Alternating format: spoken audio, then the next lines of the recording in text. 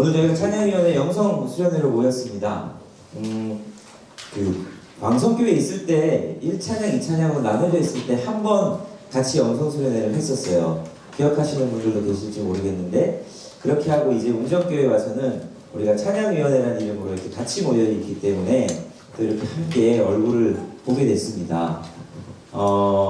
운정교회에서 이렇게 신앙생활하는 이점 중에 하나는 교회가 이렇게 광성교회보다는 작아졌다 보니까 이렇게 보면 그래도 계속 마주치는 얼굴들이 많아요. 그죠?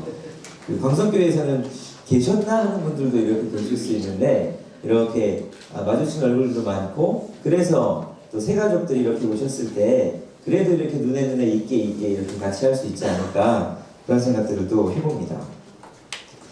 제가 거룩한 빛 운정교회가 이제 시작된 지 이제 4개월 정도 됐어요. 12월 첫 주에 창립 예배를 드렸고, 그로부터 이제 거의 한 4개월 정도가 이렇게 흘러가고 있습니다. 근데 4개월보다 훨씬 더 된 것 같이 느껴져요, 저는. 여러분들도 그러세요? 네. 지난 1월부터 2018년 1월부터 쭉 섬겨 오셨던 분들은 더 그렇게 느껴지실 것 같고, 이제 주로 이제 예배를 섬기셨던 분이나 우리 찬양대, 특히 이제 지금 할렐루야 찬양대죠. 할렐루야 찬양대가 그전에는 이름 없이 그냥 운정 찬양대로 이렇게 해가지고 이렇게 쭉 섬겨 오셨어요. 운정 찬양대 계속 하셨던 분들은 진짜 거의 1년 넘게 됐으니까 오래 되게 느껴졌을 거고, 그런데 이 4개월 계셨던 분들도 그동안 교회를 세워가기 위해서 한 역할만 하신 분들도 계시겠지만 보통 두세 가지 역할을 하시면서 막 힘겹게 해 오셨어요. 그러니까 4개월이 아마 4개월의 피로도가 아니라 훨씬 더 많은 피로도가 여러분들에게 누적돼 있지 않을까 싶습니다.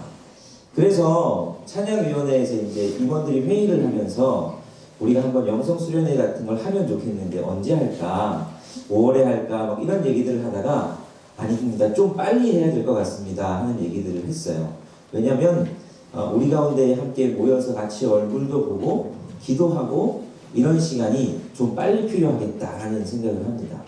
이 4개월이 그냥 4개월이 아니라 마치 40개월 같이 느껴지는 그 정도로 많은 것들을 우리가 해왔기 때문에 빨리 정착하고 뭔가 빨리 조직하고, 참 대단하세요. 제가 4개월을 돌아보면 4개월 만에 지금 우리 교회가 이 정도에 있을 수 있다는 건 진짜 기적 같은 일입니다. 그러기 위해서 얼마나 많은 분들이 수고를 하셨겠습니까? 근데 그 수고를 하기 위해서 많이 바둥바둥 거리다 보니까 우리가 열심히 기도하면서 준비할 때도 있었지만 기도하지 못하고 쫓겨가며 일을 할 때도 있었던 것 같습니다. 그러다 보니까 많이 지치시지 않았을까.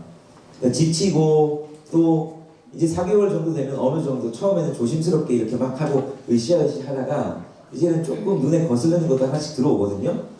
그러면 이제 짜증도 냈다가 부딪히기도 했다가 그러다 보면 상처도 받았다가 4개월 만에 수많은 상처를 받으신 분들도 계실 테고, 그래서 우리가 함께 좀 기도하고 말씀을 통해서 좀 우리가 다시 우리를 돌아보고 하는 시간이 필요하겠다 생각을 했습니다. 그래서 이렇게 영성수련회라는 이름으로 모이게 됐습니다. 딱딱한 자리가 아니라 하나님께서 또 우리에게 어떤 마음을 주시나 하는 것들을 귀 기울일 수 있는 그런 자리였으면 좋겠습니다. 이게 리더들을 모시고 그때 1월 말에 오리엔테이션을 했어요.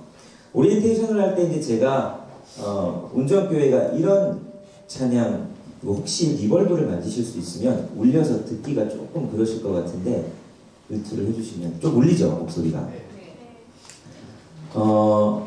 이 오리엔테이션을 했을 때 운정교회 이제 찬양위원회가 어떤 정신을 가지고 이렇게 사역을 했으면 좋겠다라고 제가 이제 5가지를 말한 것들이 있었어요.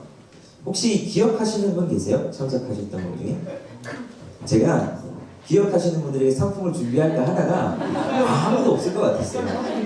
네, 아무도 없을 것 같았어요. 네, 설마 기억하는 분이 계실까? 기억하면 그분이 이상한 거죠, 그죠? 벌써 2달이 지났는데 그걸 가지고 한번 각 찬양 대원들, 선교 단원 팀들, 또 찬양단들 한번 나눴으면 좋겠다 생각도 했는데, 뭐 차차 이걸 가지고는 계속 나눌 기회가 있을 텐데 이 5가지를 말씀드렸었어요. 첫 번째로는 우리가 개척자의 정신을 가지고 했으면 좋겠습니다. 교회를 시작할 때 우리가 처음 가는 사람들이 좀 어렵습니다. 왜냐면 이제 이렇게 저는 군대에서 이제 수색대를 나왔는데 가다 보면 이렇게 처음 가는 사람들이 길을 만들고 가야 할 때가 있어요. 그럼 이제 정글도 같은 걸 들고 앞에서 가는 사람들이 탁탁 쳐가면서 이제 길을 만들죠. 숲을 같은 것들을 쳐가면서 첫 가는 사람들이 그래서 체력 소모가 많아요. 자주자주 바꿔줘야 돼요. 그래서 나만 이렇게 휘둘며 가는 게 아니라 체력이 좀 남은 사람이 다시 앞에 가서 이렇게 휘두르고 처음 가는 사람들이 좀 어렵습니다. 힘들고 체력도 금방 소진되고 그래서 뒤에 오는 사람들한테 좀 빨리 좀 바꿔줬으면 좋겠는데 막 이런 마음도 들고 그렇지만 내가 이 길을 개척하면서 가겠다라는 사명감을 가지고 함께 갔으면 좋겠습니다. 이런 말씀을 드렸고 두 번째는 성육신의 정신을 가지고 갔으면 좋겠습니다. 그래서 좀 내가 낮아지는 마음으로 갔으면 좋겠습니다. 말씀을 드렸었습니다. 내가 드러나려고 하기보다 예수님께서 이 땅에 오셔서 죽기까지 낮아지셨듯이 우리도 그렇게 바짝 엎드리고 갔으면 좋겠습니다. 하는 말씀 드렸었고요. 그 다음에 예배자의 마음을 꼭 가지고 갔으면 좋겠습니다. 하는 말씀을 드렸었습니다. 이렇게 찬양한다고 하고 우리가 하다 보니까 늘 예배 시간에 있어요. 예배 시간에 있는데 예배하지 못하는 경우들이 많이 있어요. 내가 이것들을 어떻게 잘 할까? 막 내가 준비한 것들에 분주해서 하나님을 예배하는 것들을 잊어버리는 경우가 많이 있습니다. 그리고 네 번째로 연합을 위해서 노력하시면 좋겠습니다. 그래서 우리 위임 목사님이 늘 자주 하는 말씀이었던 싸우면서 할 만큼 좋은 일은 없습니다. 그리고 싸우면서 다투면서 화내면서 할 만큼 좋은 일은 교회 안에 없습니다. 하나님은 우리가 하나 되기를 원하십니다. 그리고 마지막으로 전문성을 위해서도 노력했으면 좋겠습니다. 이렇게 했습니다. 이걸 마지막에 둔 이유가 있습니다. 전문성을 위해서 노력하는 것들이 맞지만 전문성보다 하나 되는 것, 예배하는 것, 낮아지는 것이 우선이 되기 때문입니다. 그래서 이제 이런 말씀들을 드렸는데 기억이 안 나셨을 것 같아요. 이 5가지를 가지고 그래서 제가 이걸 기억 분명히 안 나실 것 같아가지고 이 5개를 그대로 해볼까 그렇게 생각도 했는데 그때 들으셨던 분들이 재탄한다고 그러실까봐 조금 이렇게 다른 걸 가지고 준비를 했습니다. 그래서 오늘은 강의긴 한데 우리 설교 비슷하게 말씀을 가지고 좀 같이 보려고 하는데요. 성경책이 있으신 분들은 한번 찾아보시죠. 시편 120편 6절 말씀, 126편 1절부터 6절까지의 말씀입니다.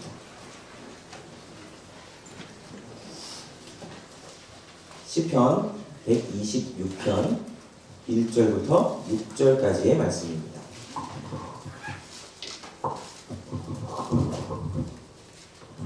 시편 126편 1절부터 6절 있으신 분들은 저랑 같이 교독으로 읽도록 하겠습니다. 여호와께서 시온의 포로를 돌려보내실 때에 우리는 꿈꾸는 것 같았도다. 그때 우리는 웃음이 가득하고 우리 안에는 찬양이 찼었도다. 그때 이웃나라 왕에서 하나님께 여호와께서 우리를 위하여 큰 일을 행하셨다 하였도다.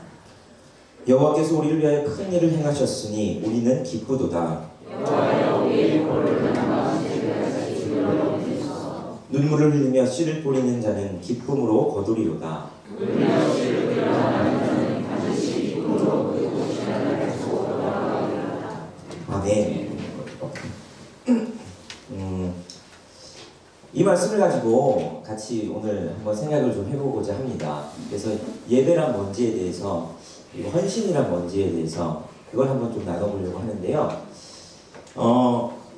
아까 이제 개척자의 정신으로 얘기를 했는데 벌써 이렇게 돌아보니까 그런데 우리가 분립 개척을 했잖아요. 개척을 하면서 이제 지금까지 수고했는데 보면 그래도 어느 정도 4개월 가까이 지나가니까 이제 어떤 부분에서는 조금 꽃도 핀 것 같고 어떤 부분에서는 열매들도 연불어가는 것들이 보여요. 그러나 여전히 또 우리가 여전히 개척을 하고 밭을 갈고 개간을 하고 하는 그런 것들이 필요한 부분들이 보입니다. 처음에는 진짜 황무지 같았는데 조금씩 이제 어느 정도 모양을 갖춰가는구나 하는 것들이 보입니다. 근데 그만큼 했을 때 아까도 말씀드린 것 같이 피로도가 우리 가운데 좀 이렇게 쌓여 있어요. 근데 어떤 마음으로 그럼 우리가 앞으로 계속 나가야 될까? 저는 농사나 이런 것들을 잘 몰라요. 자연에 대해서도. 저는 고향이 부산이거든요. 근데 부산인데 제가 부산에서 올라와서 이제 그 처음 이제 대학 때 올라와가지고 이렇게 하면 사람들이 다 그랬어요. 고향이 부산이라 그러면 그럼 수영 잘하겠네 이랬어요. 뭐 아시는 분들은 아시지만 부산 산다고 다 수영을 잘하지 않습니다. 부산도 도시예요. 도시라서 대부분 우리는 뭐 바다를 비교적 자주 보기는 하지만 바닷가에 사는 사람들이 그렇게 없어요. 그리고 저 때만 해도 뭐 바닷가에서 수영하면서 놀고 막 그러지는 않았어요. 저도 그냥 아스팔트 시멘트 길에서 그냥 공놀이 하고 바닥에 선 긋고 막 이렇게 땅 따먹기 하고 그러고 주로 놀았지 산과 들로 막 이렇게 그렇게 돌아다니지 않았거든요. 그래서 저는 뭐 자연 이런 거를 잘 몰랐어요. 지금도 그렇게 잘 모르는데 그래서 가다 보면 그런 분들이 있죠. 우리가 뭐 어떻게 야유회 가고 하다 보면 와 이건 무슨 꽃이고 야 저 풀은 도대체 무슨 풀이고 막 나무를 보면서 야 이건 이런 나무네 저런 나무네 하시는 분들 계시죠. 우리 위임 목사님은 꽃만 보면 달려가가지고 막 찍으시고 다음을 좀 늦고 계속 그거 찍으시고 뭐 이러시는데 저는 그러지 않아요. 저는 뭐 꽃은 꽃인가 보다 나무는 나무인가 보다 해요. 뭐가 뭔지 잘 모르고 그걸 봐도 그렇게 뭐 꽃이 좋은 건지 나무가 좋은 건지 남들이 좋다 그러니까 아유 좋네요 하는 거지 뭐 막 그랬었어요. 그래서 꽃을 보고 나무를 보고 자연을 보고 힐링한다 이런 거 별로 잘 못 느꼈는데 제가 이제 하와이에서 DTS를 했는데 저는 그때 자연이 좋은 거구나 이걸 느꼈어요. 사람이 도시 안에 갇혀 살다 보면 그런 것 같아요. 자연의 좋은 것들이나 이런 거를 우리가 자주 접하지 않고 친하지 않으니까 잘 모르는데 그것과 친해질 시간들이 있으면 이게 좋은 줄 알게 되는 거죠. 자연과 제가 있었던 섬은 빅아일랜드라고 그러니까 우리가 흔히 생각하는 그런 하와이가 아니에요. 쇼핑센터 많고 이런 하와이가 아니라 제일 야생이 잘 보존되어 있는 섬이었거든요. 그러니까 늘 돌아다니다 보면 이제 화산 활동이 여전히 하는 섬이어가지고 화산 활동하는 것도 보고 나무도 보고 아주 오래된 이런 것들도 보고 하다 보니까 그게 좋아지더라고요. 그러면서 이게 힐링이 되는 거구나 이것들을 알게 되겠더라고요. 누구나 다 그래서 시간이 필요한 것 같아요. 이게 좋아지고 친해지고 하려면 여러분들도 이제 4개월 됐지만 4개월 돼가면서 처음보다는 물론 친해진 것들도 더 많이 느껴지실 거예요. 그러나 일주일에 뭐 이렇게 한 번씩 두 번씩 보니까 우리가 친해지려면 더 많은 시간이 필요하겠죠. 저 사람이 좋다, 이 사람 참 좋은 사람이라는 걸 알려면 더 많이 봐야 되겠죠. 아무튼 그렇게 계속해서 이제 보는 것들이 필요한데 저는 이제 뭐 농사를 지어본 일도 잘 없어요. 저는 그래서 화초를 가지고 오면 그렇게 죽여요.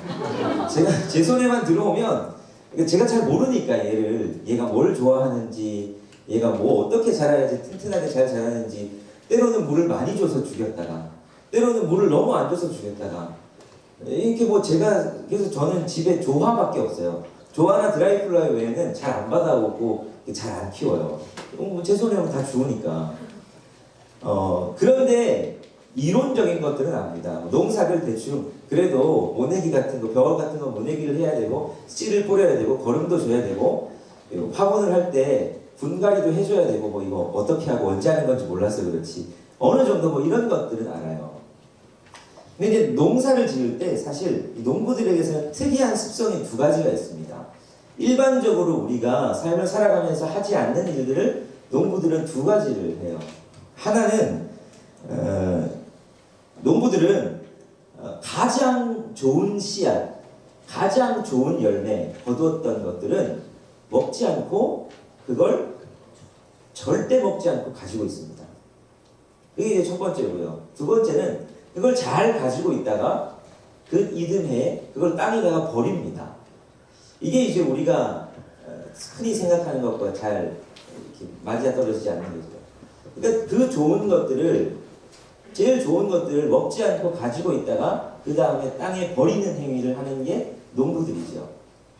근데 우리는 그걸 땅에 버린다라고 말하지 않고 심는다라고 말을 합니다. 씨를 땅에 버린다라고 말하지 않고 뿌린다라고 말하고 열매같이 이렇게 한 것들 그걸 심는다라고 말을 하죠. 우리는 농부들이 가장 좋은 것들을 먹지 않고 가지고 있고 그리고 이듬해가 오면 땅에 뿌리는 것에 대해서 그 이유를 대충 알고 있습니다. 그것들을 가장 좋은 것들을 통해서 또 다른 열매들을 보기 위함이죠. 그래서 진짜 좋은 농부들은 자기가 그래 얘기하죠. 진짜 농사꾼들은 굶어 죽을지언정 종자씨는 먹지 않는다 그러잖아요. 제일 좋은 것, 이 종자가 될 것들은 결코 먹지 않고 가만히 잘 가지고 있습니다. 그리고 그것들을 버리는 것 같은 행위를 합니다. 그런데 그게 농사, 그 농부들 누구나 농부라면 그렇게 해야 된다는 것을 우리는 다 상식적으로 알고 있습니다.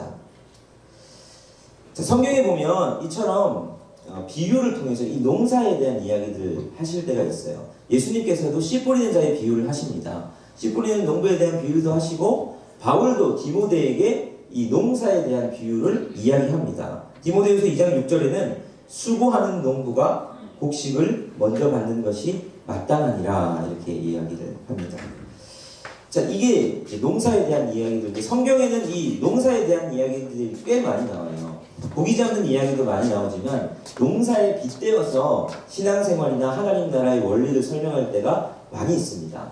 오늘 본문도 마찬가지인데요.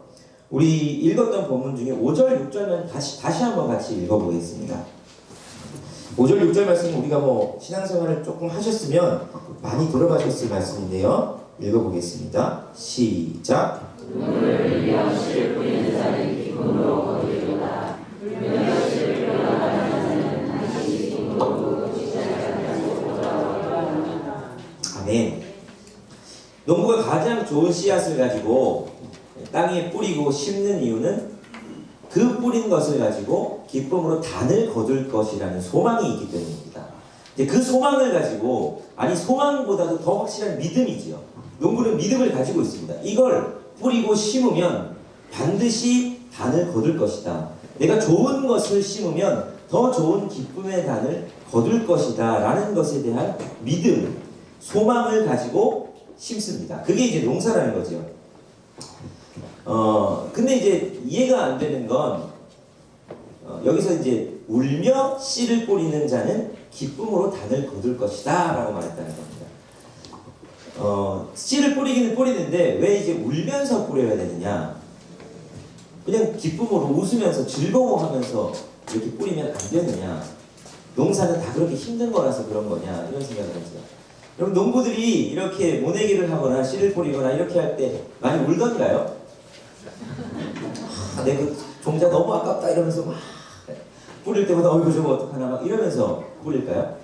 아니면 농사일이 너무 힘들어가지고 그래 농사는 원래 이런 거 이렇게 힘든 거야 이런 걸 말해주시려고 울며 씨를 뿌리는 자가 기쁨으로 단을 거둔다 이런 말들을 하는 걸까? 왜 이런 말들을 하는 걸까요? 이제 이 본문의 정확한 의미를 알려면 이 본문이 뭘 말하려고 하는 본문인지를 좀 알아야 됩니다. 성경책 있으신 분들은 이 본문의 맨 윗줄에 이 126편에 이 본문이 어떤 시인지가 좀 나와 있어요. 해설이 있는 분들은 아실 텐데 특별히 굵은 구원을 위한 기도 요거 말고 이 노래가 어떤 때 불려졌다 하는 것들이 거기 적혀 있는 책들이 있을 거예요. 이 어떤 때 불려진 시편이라고 되어 있습니까? 성전에 올라가는 노래라고 되어 있습니다. 시편 120편부터 시편 134편까지는 성전에 올라가는 노래예요. 그러니까 성전에 올라가는 사람들이 불렀던 노래입니다. 성전에 뭐 하러 올라가겠습니까? 예, 제사하러 올라가는 거죠. 제사하고 오늘 우리로 치면 예배하러 올라가는 겁니다. 성전에서 제사하고 예배하기 위해서 올라가는 사람들이 시편 120편부터 시편 134편까지의 노래를 부르면서 올라갔던 거죠. 이제 이스라엘 백성들에게 있어서는 제사하는 것들이 굉장히 중요했지요. 그래서 모든 성인 남자들은 1년에 적어도 3번 3대 절기에는 이스라엘을 방문해서 예루살렘을 방문해서 거기 성전에서 제사하고 예배하고 했어야 됐습니다. 그래서 여기 원근 각처에서 다 예루살렘으로 모여들었지요. 그래서 평균 보통은 한 5만 명 살던 그 예루살렘이라는 도시가 한번 모여드는 30만 이상 되는 사람들이 모여드는 그런 일들이 막 있고는 했습니다. 그런데 이 성전으로 올라갈 때 사람들은 그냥 올라가지 않았습니다. 이 성전으로 올라가는 노래들을 부르면서 그렇게 올라가지요. 부르면서 근데 왜 하필 성전에 올라갈 때 이 농사 짓는 이야기, 울며 씨를 뿌리는 자는 기쁨으로 단을 거둘 것이라는 이 이야기들을 하면서 올라갔을까? 이건 내가 두고 왔던 내 밭이나 뭐 이런 것들을 말하는 것이 아니라 예배를 농사에 빗대어서 이야기를 하고 있었던 거죠. 내가 지금 하나님 앞에 나아가고 섬기고 하는 것들을 농사를 짓는 것에 빗대어서 표현하고 있는 겁니다. 울며 씨를 뿌리는 자는 기쁨으로 단을 거둘 것이다 라는 이 고백을 하고 있죠. 우리가 하나님 앞에 예배하고 하나님 앞에 제사하고 예배 드릴 때에 우리가 그러면 눈물이 필요하다라는 얘기가 되는 거겠죠. 울며 씨를 뿌리는 자는 기쁨으로 단을 거둘 것이다. 근데 여러분 예배 드릴 때 여러분 매번 울면서 예배 드리세요? 예배 드리는 게 너무 힘들어가지고 너무 졸려서 막 눈물을 이렇게 흘리시나요? 예배 드릴 때 왜 눈물이 필요한 걸까요? 물론 이스라엘 백성들은 여기 그 예루살렘 성전을 찾아오는 게 참 힘들었어요. 특별히 저기 갈릴리, 북쪽의 갈릴리에 살던 사람들은 갈릴리는 이제 헬몬산 기슭에서 요단강이 내려오고 그 요단강이 갈릴리 호수를 이루고 그게 다시 요단강, 하부 요단강을 이루고 그게 쭉 흘러가면 사해를 이루고 사해에 올라서 여기 저 멀리 산지까지 가야 예루살렘이 나옵니다. 그러니까 북쪽 끝에서 남쪽으로 쭉 내려오는 여정, 그 여정이 쉽지 않았을 거예요. 그러니까 한번 예배하러 가기 위해서는 온 친척들이 다 같이 이동을 몇 주를 걸어가는 겁니다. 몇 주를 걸어가면서 뭐 요즘처럼 뭐 이렇게 뭐 중간중간 휴게소나 뭐 이런 게 잘 돼 있었겠어요. 굉장히 힘든 여정이었죠. 여러분 우리 예배 드리러 갈 때 여러분 얼마나 걸리세요 요즘? 왜 오실 때? 주차가 어려워서 주차가 이렇게 해놓고 이렇게 돌아가고 뭐 하다 보면은 뭐 최소한 30분은 걸리시나요? 그러면은 또 주차가 어렵다니 뭐 이렇게 해가지고 또 여러 가지 그러면서 눈물을 흘리 주차가 너무 어려웠어요 하면서 눈물을 흘리면서 오시죠. 이스라엘 백성들에게 있어서는 예루살렘을 한 번 가는 일들이 쉬운 일은 아니었습니다. 우리가 성경에서 나오지만 가다가 강도를 만나는 경우도 있었고 여리고에서 예루살렘으로 이렇게 올라가고 내려가는 길이 굉장히 좁은 길이었거든요. 원웨이처럼 그렇게 좁은 길이었기 때문에 그 길목을 지키면서 이렇게 강도짓을 했던 사람도 있었고 또 눈물 골짜기를 지나야 하는 흰놈의 골짜기 어디쯤 있었다고 알려진 그 바카 골짜기 그 골짜기를 지나야 하는 경우도 있었고 감람산을 이렇게 힘들게 넘어와서 이렇게 딱 보면 굉장히 예루살렘의 모습이 멋있어 보여요. 그럼 저절로 막 은혜 충만해서 눈물이 나올 것 같고 그런 경우도 있었을 겁니다. 그런데 울며 씨를 뿌리기 위해서 씨를 뿌린다는 이 내용이 예배하러 성전에 올라가는 사람들에게 불리어졌던 이유는 하나님 앞에 예배하러 나아간 진짜 예배하러 나아간다는 것은 울면서 내 것을 포기해야 될 것들이 있는 것이 하나님이 기뻐하시는 예배다 하는 것이기 때문입니다. 하나님 앞에 드려야 한다는 거죠. 농사할 때 농사꾼들은 절대 제일 좋은 것들, 제일 좋은 열매와 씨를 먹지 않는다고 말씀드렸습니다. 그걸 가지고 믿음으로 소망을 가지고 심는다고 말씀드렸죠. 심으면서 소망을 합니다. 기쁨으로 단을 거둘 것을. 비록 이것들을 내가 가장 좋은 것, 지금 당장 나는 하루 벌어서 하루 먹을 것도 잘 없지만 절대 농사꾼은 먹지 않는다고 그랬죠. 그 종자를 품고 있으면서 씨를 뿌리면 눈물이 나올 수 있을 것 같습니다. 당장 내 자녀들을 먹을 것이 없어도 농사꾼들은 그 종자를 고이고이 간직하고 있죠. 하나님 앞에 예배 드릴 때에도 그 마음이 필요하다는 겁니다. 농사꾼들이 그걸 간직하면서 무엇을 믿습니까? 땅은 거짓말하지 않는다. 땅은 그곳에서 심었을 때에 분명히 좋은 것으로 나에게 보답할 것이다 라는 소망과 믿음을 가지고 심지요. 예배할 때에도 그 마음이 있었으면 좋겠다라는 겁니다. 땅을 창조하신 하나님께서도 그 원리를 만드신 하나님, 땅에 심으면 좋은 것을 심으면 좋은 것으로, 나쁜 것을 심으면 나쁜 것으로 나온다는 그 원리와 원칙을 우리에게 창조주 하나님께서 만들어 주셨듯이 그러면 그 땅을 창조하신 하나님께서도 울며 나의 가장 좋은 것으로 주님 앞에 드릴 때에 하나님께서 그것에 대한 열매를 주실 것이다 하는 믿음을 가지고 힘들지만 순례의 길을 올랐던 사람들이 이 노래를 부르면서 주님 앞으로 나아갔던 것이죠. 사실 이 126편은 이제 포로에서 돌아왔을 때의 상황들을 이렇게 이야기하고 있습니다. 그래서 1절에 보면 여호와께서 시온의 포로를 돌려보내실 때에 우리는 꿈꾸는 것 같았도다 이렇게 말하죠. 이스라엘 백성들이 이제 유다까지 다 멸망하고 나서 바벨론에 끌려갔죠. 그러고 나서는 예배의 처소가 없었습니다. 그들은 이제 하나님이 안 계신 줄 알았습니다. 이스라엘 백성들에게 있어서 하나님은 곧 성전이 하나님이었습니다. 하나님께서 성전에 임재하셔서 그들과 함께 하시겠다라고 약속하셨기 때문입니다. 근데 성전이 없어졌어요. 성전이 파괴되고 자기들은 성전에서 엄청나게 먼, 이스라엘이 여기 있으면 지중해가 여기 있고 이스라엘이 여기 있으면 먼 바벨론 땅까지 끌려갔습니다. 성전에서 엄청나게 먼 곳으로, 그러니까 하나님으로부터 멀리 떨어진 곳이었죠. 그래서 다니엘이나 이런 사람들이 늘 어디를 향해서 문을 열고 기도했다고 나옵니까? 예루살렘을 향해서. 왜냐하면 거기에 성전이 있었거든요. 거기에 하나님이 계신다고 생각합니다. 근데 구약에 나오는 여러 선지자들이 무엇을 만납니까? 거기에 계신 하나님이 아니라 여기에 계신 하나님을 만나는 거죠. 그런데 하여튼 많은 유대인들이 그런 생각들을 가지고 있다가 다시 예루살렘으로 왔습니다. 얼마나 꿈꾸는 것 같았겠습니까? 그러면서 성전을 건축하고 하나님 앞에 올라갈 때에 이들은 이 노래를 불렀습니다. 울며 씨를 뿌리는 자는 기쁨으로 단을 거둘 것이다.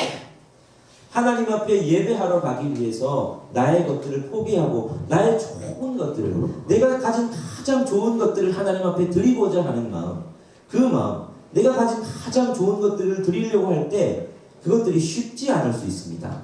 눈물이 나올 수 있지요. 그래서 그게 농부의 마음입니다. 자신의 가장 소중한 것을 희생하고 드리려고 하는 그 마음이 예배다라는 것을 그들은 깨달았고, 그래서 이것을 노래로 만들어서 예배에 올라갈 때마다 불렀던 겁니다.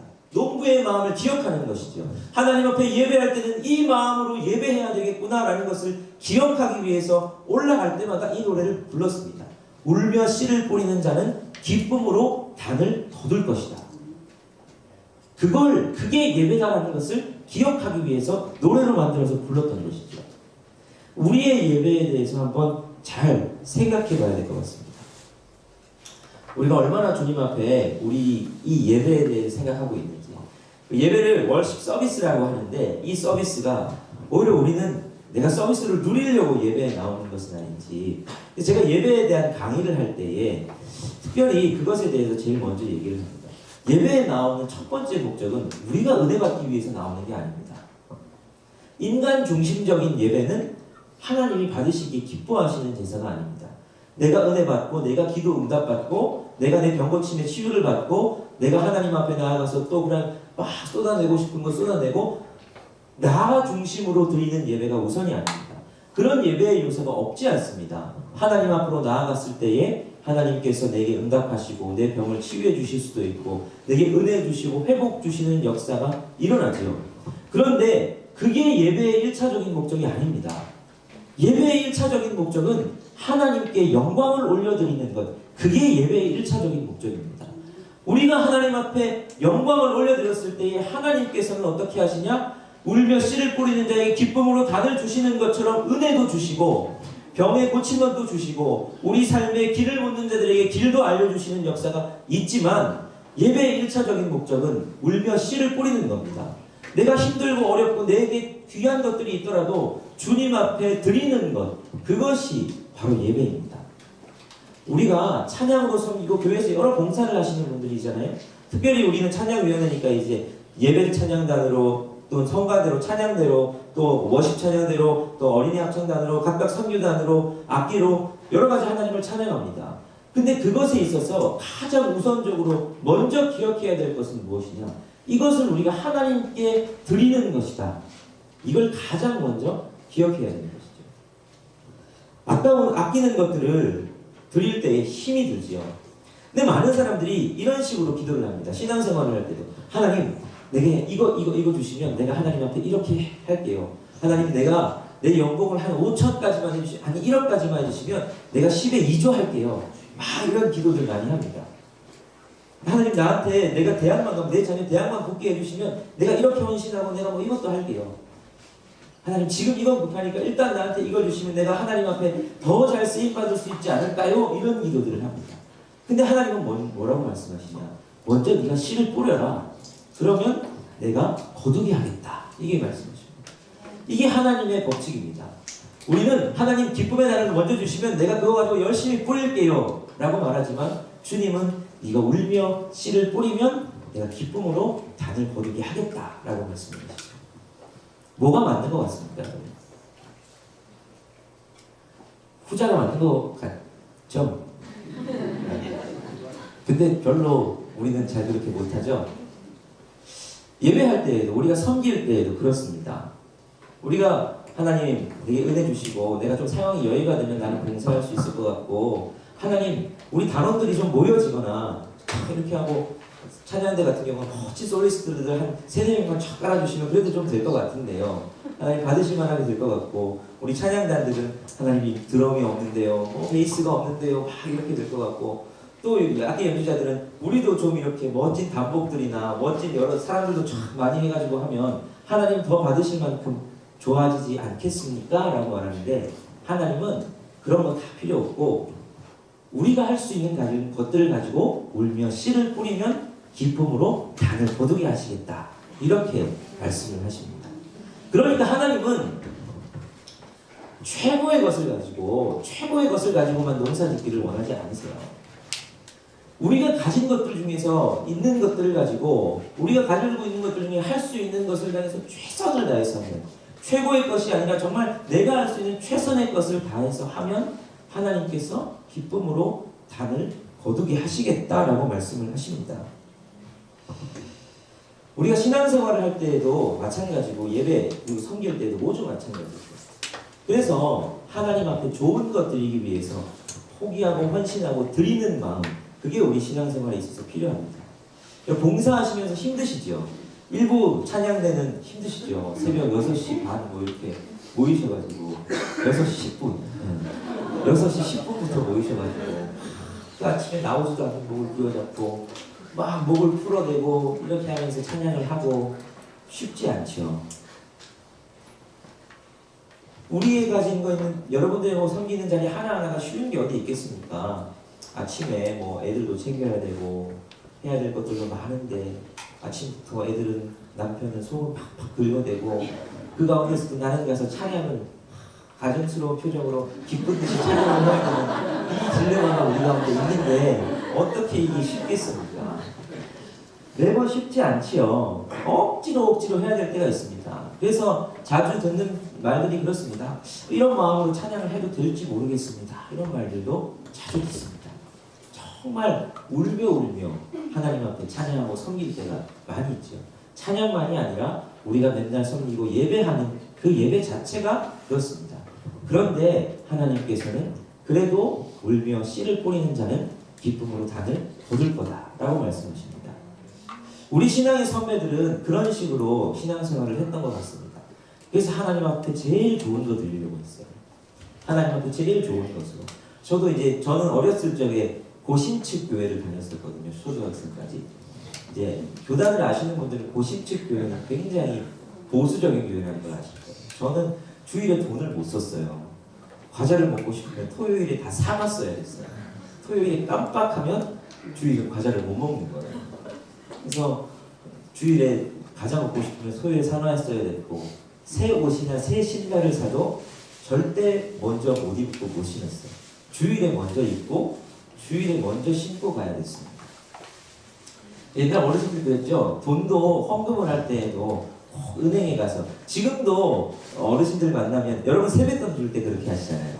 자녀들에게 세뱃돈 줄 때 은행 가서 신권으로 바꾸고 새 돈으로 바꿔가지고 기분 주죠. 하나님 앞에 드리고 싶을 때 어르신들이 그렇게 했었어요. 새 돈이 없으면 이렇게 물을 뿌려서 다림이라도 이렇게 달여가지고 그렇게 하나님 앞에 드렸죠. 이게 무슨 마음이었을까? 보수적인 교단이어가지고 쓸데없이 아내들 격식을 차린 거였을까? 그렇지 않은 것 같아요. 그분들의 마음은 좋은 것 드리고 싶었을 거예요. 하나님 앞에 좋은 것으로, 최고의 것으로 드리고 싶었던 마음이 있었던 것 같습니다. 저는 이제 목사가 되어서 지금 이제 사역을 이렇게 하고 있는데, 전도사 사역도 시작했지만 목사로서 이제 한 6년 됐어요, 저는. 그런데 제가 돌이켜 보면 제가 사역을 하고 사역 가운데 이제 하나님께서 열매를 보게 하시는 것들 중에 내가 한 것에 비해서 지금까지 저는 참 잘 온 것 같아요. 그래도 내가 한 것에 비해서 하나님께서 더 많은 곳들에 써주셨고 또 많은 열매들을 맺게 해주셨어요. 근데 그게 왜 그랬을까라는 것들을 생각해 봤을 때 울며 씨를 뿌렸던 것들이 있음을 보게 됩니다.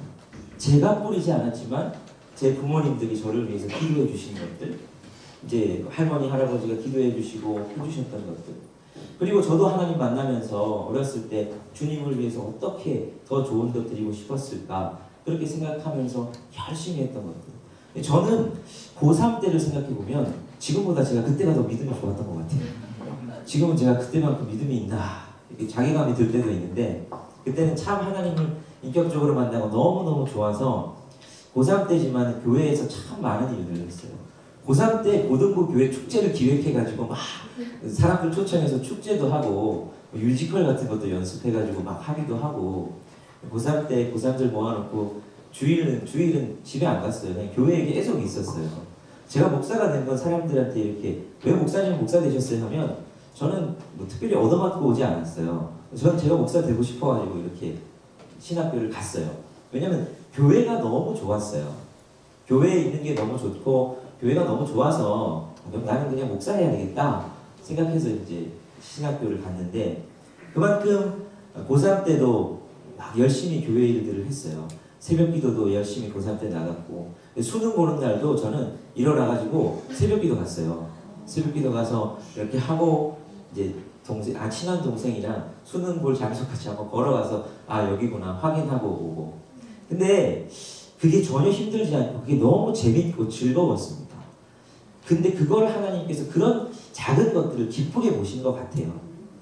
우리가 별거 아니라고 생각하고 그냥 이렇게 기쁨으로 뿌렸던 것들, 아니면 정말 어렵지만 그럼에도 불구하고 하나님 앞에 좋은 것 드려야지, 그렇게 뿌렸던 것들을 하나님께서는 결코 잊지 않으신다. 그게 하나님의 법칙입니다. 울며 씨를 뿌린 자들에게는 기쁨으로 단을 거두게 하신다. 자녀를 위해서 애끓는 기도를 하시는 부모님들도 제가 신방하다 보면 많이 만납니다. 우리 자녀들이 신앙생활을 다 못하고 있다고. 어렸을 때는 잘 다녔는데 딱 대학 들어나가서 풀어주니까 이게 도저히 안 돌아온다고 막 그런 분들 하십니다. 그럴 때마다 얘기하지요. 끝까지 소망을 놓치지 말고 기도하시라고, 기도해 주시라고. 하나님은 그렇습니다. 울며 씨를 뿌리는 것들은 결코 그냥 거기서 없어지게 하지 아니하시고 기쁨으로 단을 거두게 하신다 하는 겁니다. 우리가 섬길 때에도 여러분 울며 씨를 뿌리는 것들이 있어야 됩니다. 여러분 찬양, 지금 특별히 우리가 찬양을 가지고 섬기는 사람들인데, 찬양으로 섬기다 보니까 힘든 것들이 있지요. 거치는 것들이 있습니다. 예배할 때. 사실 혼자서 일하는 게 일은 더 빨리 되고 편합니다. 일을 잘하시는 분들은 혼자서 막 해나가면 훨씬 더 많은 일들을 빨리 할 수도 있습니다. 그런데 하나님께서는 우리를 교회라는 공동체로 묶어주셨어요. 그러면 뭐냐? 하나님은 우리가 공동체로서 함께 일하기를 기뻐하시는 하나님이십니다. 그러다 보면 부딪히고 힘들어요. 답답하기도 하고요. 아니면 성향이 안 맞아서 힘들기도 하고요. 정말 성격 이상한 분도 계시고요. 내가 저 사람과 함께 해야 되나 하는 마음도 주십니다. 그게 울며 씨를 뿌려야 하는 경우도 있습니다. 그게 우리가 뿌려야 할, 울며 씨를 뿌려야 할 경우가 될 수 있지요. 공동체로서 함께 일하는 것. 근데 하나님께서는 그것들을 굉장히 기뻐하십니다. 공동체로 함께 일하면서 때로는 우리 마음 가운데 그런 마음 들지요. 내가 드러나고 싶은 마음이 들 때가 있습니다. 이거 좀 나는 그만큼 하는데 영 나를 받쳐주지 않는 사람들도 있는 것 같고, 그리고 또 내가 드러나고 싶어가지고 나한테 솔로 한 파트 안 주나 이렇게 나는 그래서 지휘자님의 눈을 보면서 난 이만큼 해요 막 이러면서 하시는 분도 계시고, 그죠? 네. 내가 드러나고 싶은 것과의 싸움을 하지요. 그래서 마이크 가까이 내가 좀 서가지고 이게 내 목소리가 좀 더 들어가면 아, 저 사람 이렇게 하면서 그거 아무도 몰라요 사실. 여러분이 마이크 가까이 섰는지 아무도 모르는데 그래요. 뭐 우리 음향 강사님한테 그래서 나는 마이크를 뭐 어떻게 만들어달라니 뭐 이렇게 말할 때도 있고. 그래서 우리가 공동체로 사역하다 보면 그렇게 참 부딪히는 게 많아요. 내가 드러나고 싶은 것들 또 내가 참 보기에 참 부족한데 이런 사람 그런 사람들을 품고 가야 하는 것들 정말 눈물이 나는 만큼 힘들 때도 있죠. 공동체로 일하다 보면 오해를 받을 때도 있습니다. 나는 선의로 했는데 그것이 나한테 악의로 다가올 때가 있죠. 오해받고 이렇게 그래가지고 막 비판당하고 비난당하고 나는 좀 잘해보려고 그랬는데 이게 안 맞는 분들과 계시다 보니까 성향이 다른 분들과 계시다 보니까 내 좋은 선의가 오해받을 때가 있지요. 그럴 때 나 이거 그냥 내가 왜 이렇게 취급당하면서까지 내가 이걸 섬겨야 되나?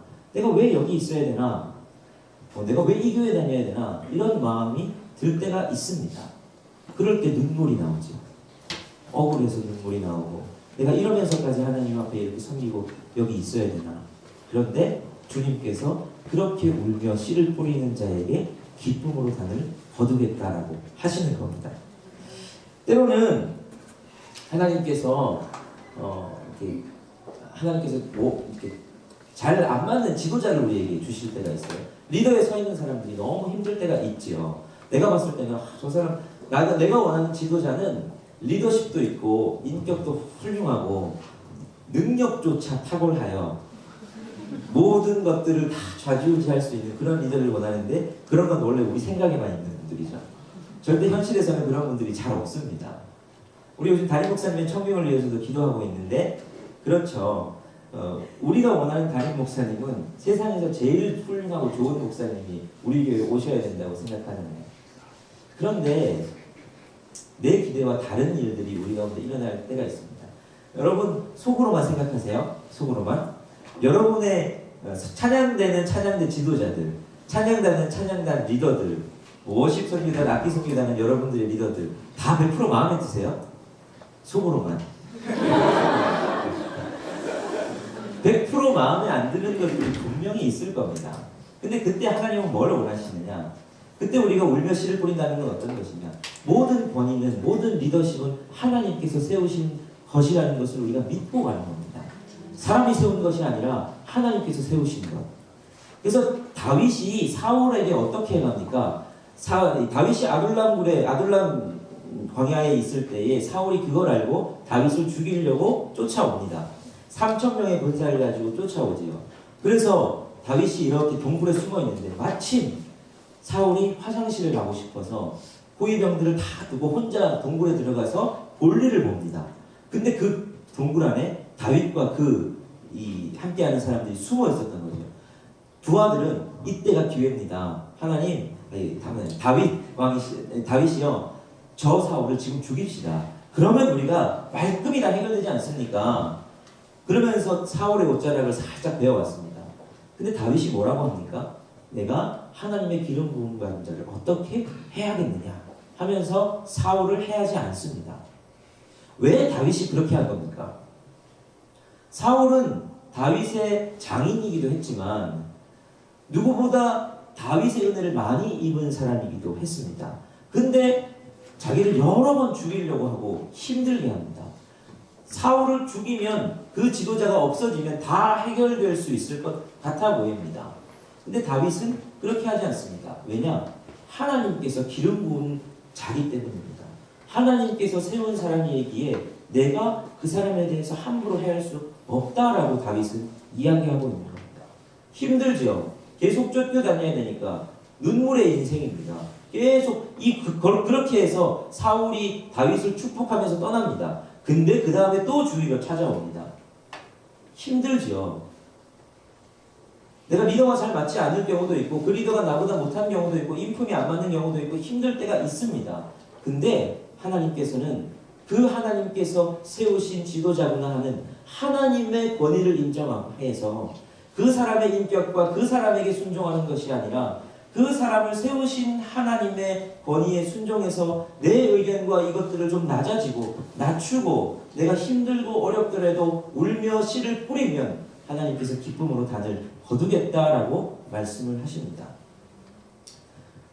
리더만 뭐라 그러면 안 되죠. 안 맞는 사람들이 옆에 있잖아요. 여러분 사람이 많으면 많을수록 어려워요. 그래서 찬양단도 힘들고 음악을 하니까 또 이 사람들이 좀 예민해요. 찬양단도 힘든데 또 사람들이 더 많은 찬양대 같은 경우는 또 더 힘드시겠죠. 사람이 많다 보면 워낙 이 성향 저 성향이 많으시니까. 근데 그때에도 어떻게 해야 되느냐? 하나님께서 그 한 사람을 얼마나 귀히 여기는지를 알면서 품으면서 사람 귀한 줄 알고 여기며 가는 것들을 기뻐하신다는 거죠. 아까 이제 여리고 얘기를 했는데 여리고에서 예루살렘으로 가는 길 중에 강도들이 자주 나타났지요. 그래서 이제 예수님께서 비유를 하나 드시잖아요. 이게 선한 사마리아인의 비유지요. 여리고에서 예루살렘으로 가는 길에 어떤 사람이 강도를 만나서 옷 다 뺏기고 옷도 벗기고 막 맞아서 죽은 것처럼 해서 쓰러져 있었습니다. 그런데 그 길을 지나던 사람들이 그걸 봤지요. 제사장도 보고 레위인도 봤습니다. 근데 이 사람이 지금 죽었는지 살았는지 모르니까 그냥 그 사람들을 보고서도 지나쳐 버렸습니다. 그런데 한 사마리아 사람이, 장사하는 사마리아 사람이 그것을 보고는 그 사람을 가까이가서 죽었는지 살았는지 살피고 상처들에게 기름을 붓고 포도주를 붓고 싸매어 가지고는 여관으로 데리고 갑니다. 그리고 그 여관에서 잘 치료 좀 해주십시오. 비용이 더 들면 제가 더 지불하겠습니다. 이렇게 하죠. 그러면서 예수님이 묻습니다. 이 세 사람 중에 누가 강도 맞는 사람의 이웃이냐?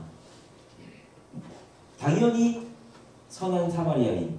근데 이제 이 유대인은 그렇게 대답하지 않고 자비를 베푸자니이다 이렇게 대답을 하죠. 근데 왜 레위인과 제사장은 그냥 지나쳐 버렸을까? 사실 그들에게도 탓할 수만은 없어요.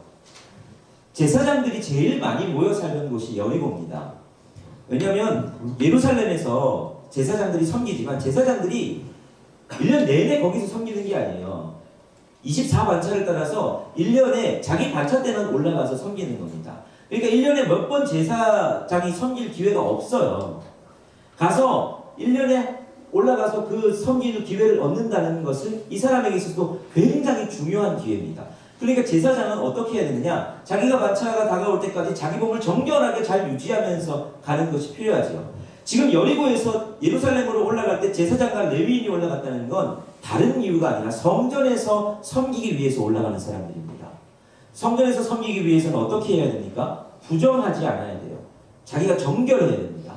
겨우 1년에 한두 번 얻을까 말까 한 그 기회를 가지고 성전에서 섬길 수 있는 영광스러운 기회를 가야 되는데 부정해져서는 안 되지요. 그러면 여기저기 차질도 주고 미안한 일 아닙니까?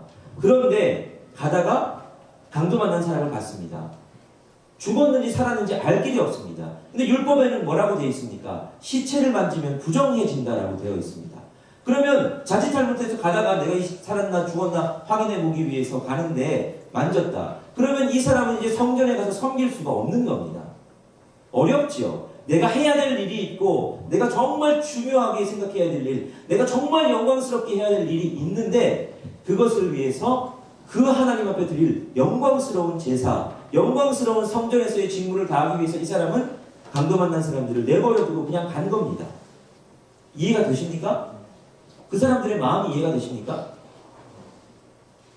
지금 빨리 가가지고 예배 때 내가 지휘도 하고 뭐도 하고 막 다 해야 되는데 어떻게 그걸 다 섬깁니까? 나 없으면 지금 예배가 진행이 안 되는 거죠. 근데 예수님은 지금 누구의 손을 들어주십니까? 사마리아인. 사마리아인은 섬길 필요가 없었기 때문입니까? 사람 위한 줄을 알아야 된다는 예수님의 말씀입니다. 예배도 중요하고 섬기는 것도 중요하고 너무 귀한 중요한 그것들도 다 중요한데 우리가 함께 섬기는 옆에 사람들이 얼마나 중요한지를 알아야 됩니다. 그래서 여러분 찬양을 잘하는 것도 중요하고 멋있게 하는 것도 중요하고 딱 맞춰가지고는 뭐 사인 맞춰서 확 끝나는 것도 이런 것도 중요한데 그것보다 더 중요한 건 옆에 있는 함께 섬기는 사람들이 중요합니다. 우리가 함께 간다는 것이 중요합니다. 그게 하나님에게 있어서 더 큰 관심입니다. 얼마나 훌륭하게 잘 찬양을 준비해서 막 이가지고 파트가 나눠져가지고 쭉 조금의 반의 발음도 안 틀리는 정확한 화음을 가지고 쫙 하는 거, 그것보다 옆에 있는 한 사람을 살필 수 있는 작은 관심을 하나님이 더 기뻐하시고 원하시더라 하는 것입니다. 그래서 우리는 섬기면서 사람 귀한 줄 알아야 되는데, 사람 귀한 줄 알고 나는 잘했는데 이 사람이 나를 속썩이고 힘들게 할 때가 있지요. 사람에게, 인간 교회에서 제일 힘든 게 뭡니까? 사실 사역하면서 힘들지 않아요. 교회에서 일이 많아서 그것 때문에 힘들지 않고요, 사람 때문에 힘들어요. 내게 상처 주는 사람, 너무 소위 말해서 이렇게 싸가지 없어 보이는 사람, 그리고 이 사람은 도대체 정신이 제대로 되먹은 사람인가 안 되먹은 사람인가, 그런 사람들도 다 보이죠. 그러나 그때 우리가 울며 씨를 뿌려야 할 것은 너무너무 힘들지만 그 사람을 그래도 품어주는 것, 그게 하나님이 원하시는 예배 가운데 나오는 자의 모습이라는 것입니다. 울며 씨를 뿌리는 것, 섬기는 것이 여러분 쉽지 않으시죠? 때로는 이거 울며 씨를 뿌리는 게 그런 분들일 수 있습니다. 그냥 상황 자체가 예배 가운데 나올 수 없을 정도로 삶이 힘드신 분들도 있습니다. 삶의 여러 문제 때문에 나는 그냥 지금 당장도 생업에 뛰어들지 않으면 안 되는데 그 시간을 포기하고 하나님 앞에 나오는 분들도 있고요. 집안에서 핍박하고 반대하는데 그래도 기어이 나와서 예배하는 사람들도 있습니다. 그 모든 것들을 하나님은 뭐라고 말씀하시느냐? 울며 씨를 뿌리는 것이라고 말씀하십니다. 그렇게 하면, 근데 하나님은 뭐라고 하십니까? 기쁨의 단을 거두게 할 것이다 라고 말씀하십니다. 이 기쁨의 단은 뭘까요? 4절에 보면 이렇게 되어 있습니다. 여호와의 우리의 포로를 남방 시내들 같이 돌려보내소서, 이렇게 합니다. 포로라는 건 엉들린 것들입니다. 엉들린 자들, 갇힌 자들, 묶인 자들이죠. 남방 시내라는 건 뭘 말하냐면, 이스라엘은 남방이 이 네게브라는 지역이거든요. 이 네게브라는 지역은 우리가 흔히 생각하는 광야 같은 지역입니다. 광야 같은 지역인데 돌산도 있고 넓은 그런 것들도 있고 한데, 이 남방 시내들 같이라는 걸 쓸 때 남방 시내들은 어떠냐면, 이 네게브라는 지역은 윗지역하고도 또 좀 달라서 비가 강수량이 1년에 한 200mm 정도밖에 안 되는 지역입니다. 굉장히 건조하죠. 우리가 생각하는 막 그런 사막은 아니지만 아주 건조한 지역들입니다. 근데 이 시기에 우기가 되면 이 200mm 중에서 거의 대부분이 그때 집중해서 내립니다. 그때가 내리면 어떤 일이 발생하느냐? 그 광야에, 그 사막에 강이 만들어집니다. 그걸 와디라 그러거든요. 간헐천입니다. 생겼다가 나중에 번기 때는 없어지고 어떤 골짜기 같아 보이는 곳인데, 갑자기 막 그냥 물이 갑자기 확 몰려듭니다. 그러니까 이거는 우리도 이제 평상시 물놀이 할 때 여름에 갑자기 어디 집중호가 확 내리면 계곡물이 갑자기 확 불어나는 경우들, 그래서 고립되는 경우가 보이죠. 근데 네게브 지역도 그렇습니다. 비가 한번 갑자기 오면 갑자기 급류 같은 물이 어디서 막 해일이 밀려오듯이 위에서부터 엄청난 속도로 이렇게 흘러내립니다. 그것처럼 하나님께서 그렇게 남방 포로들 같이 돌려보내달라는 거죠. 그런데 놀라운 건 그 짧은 시간 그렇게 비를 내는 그 주변으로 금세 생명이 돋아나기 시작합니다. 그것처럼 하나님께서 우리 가운데에서 열매를 우리 정말 마른 광야 같은 땅 가운데서 마른 광야 같은 삶과 울며 씨를 뿌려서 너무너무 힘들고 어려운 그 가운데서 하나님께서 새로운 생명이 움트게 하시고 새로운 결실들을 보게 하실 것이다 라는 말입니다. 여러분, 예배하고 우리가 섬기는 모습에 있어서 이 말씀을 기억하시면 좋겠습니다. 특히 우리는 찬양하면서 예배를 섬기는 사람들입니다. 그래서 나와왔을 때에 하나님 앞에 때로는 정말 울면서 씨를 뿌려야 될 것 같은 경우가 있습니다. 농담처럼 말했지만 주차 이런 것도 진짜 그래요. 힘들죠. 여기 와서 막 내가 큰 마음으로 광성교회를 떠나서 그래도 여기 운정교회에 왔고, 또 새로운 곳에서 우리 운정교회 새로 오신 분들도 공동체를 새로 옮긴다는 것 자체가 굉장히 힘든 일이지 않습니까? 근데 그렇게 해서 왔는데 힘들고 어렵고 내 마음을 어렵게 하는 것들이 많이 있습니다. 근데 그럴 때 우리는 무엇을 기억해야 되느냐? 하나님은 울며 씨를 뿌리는 자에게 기쁨으로 단을 거두게 하시는 분이시다. 이게 하나님의 법칙이고 원리이고 원칙이다 라는 사실을 기억하는 겁니다. 그래서 성전으로 갈 때마다 이 이스라엘 백성들이 울며 씨를 뿌리는 자에게 기쁨으로 단을 거두게 하신다. 주여 우리를 남방 시내들 같이 포로들이 돌아오게 하시고 우리를 회복시켜 주십시오 하는 소망을 가지고 나아가는 겁니다. 그게 우리의 헌신이고 예배가 되어야 될 줄 믿습니다. 여러분이 섬기는 것 가운데서도 그래서 울며 씨를 뿌리면 하나님께서 역사하실 줄 믿습니다. 지금은 힘들고 지금은 좀 어렵지만 그래도 품고 내가 그것들을 드리고 내가 그것들을 위해서 포기하고 그렇게 했을 때에 하나님께서 일하실 줄 믿습니다. 마리아가 향유를 들었던 것들이 그런 것이고요. 예수 그리스도께서 십자가 보혈을 흘리신 것이 그런 겁니다. 그냥 향유를 깨뜨려서 들은 게 아니라 그게 마리아의 눈물이었습니다. 눈물을 흘리며 씨를 뿌린 거죠. 예수님을 위해서 드린 거죠. 예수 그리스도께서 우리를 위해 십자가 지신 것들이 그런 겁니다. 힘들고 어려웠지만 씨를 뿌리셨죠. 그때 흘리신 보혈 그 자체가 하나님의 눈물과도 같은 것들이었습니다. 울며 씨를 뿌리자 어떤 결과가 나타났습니까? 온 인류가 지금 우리가 다 구원을 얻고 하나님을 예배하는 자리로 나아올 수 있게 해주셨습니다. 우리가 울며 씨를 뿌리면 우리 삶 가운데, 우리의 예배 가운데, 우리의 섬김 가운데, 우리 교회 가운데, 우리 가정 가운데 하나님께서 그런 일들을 이루어 주실 줄 믿습니다. 이것들을 기억하시면서 다시 한번 내일부터 또 우리가 주일 예배가 있고 또 시작되는데 울며 씨를 뿌릴 수 있는 저와 여러분들이 되셨으면 좋겠습니다. 우리 같이 찬양을 하고 기도를 한번 하려고 하는데요. 잘 아시는 찬양일지 모르겠습니다. 그래도 몇 번 제가 했었는데 나의 주 나의 하나님이여 라는 찬양입니다. 이 찬양의 가사가 이렇습니다. 잘 보이실지 모르겠는데 나의 주 나의 하나님이여 주를 경배합니다.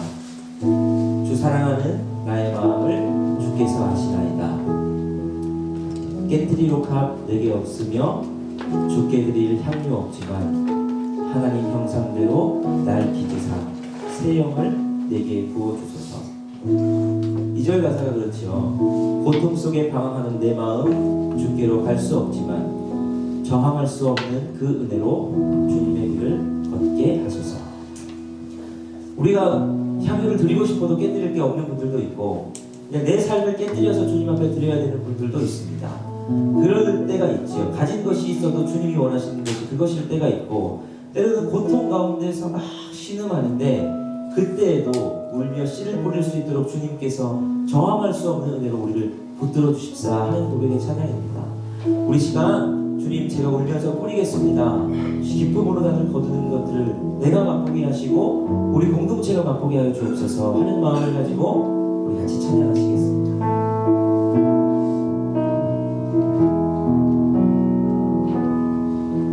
나의 주 나의 하나님이여 주 경배합니다. 주 사랑하는 주 사랑하는 나의 마음을 주께서 아시나이다. 다시 한번 고백합니다. 나의 주 나의 주 나의 하나님이여 주 경배합니다. 주 사랑하는 나의 마음 주 사랑하는 나의 마음을 주께서 아시나이다. 깨뜨리로 값 내게 없으며 주께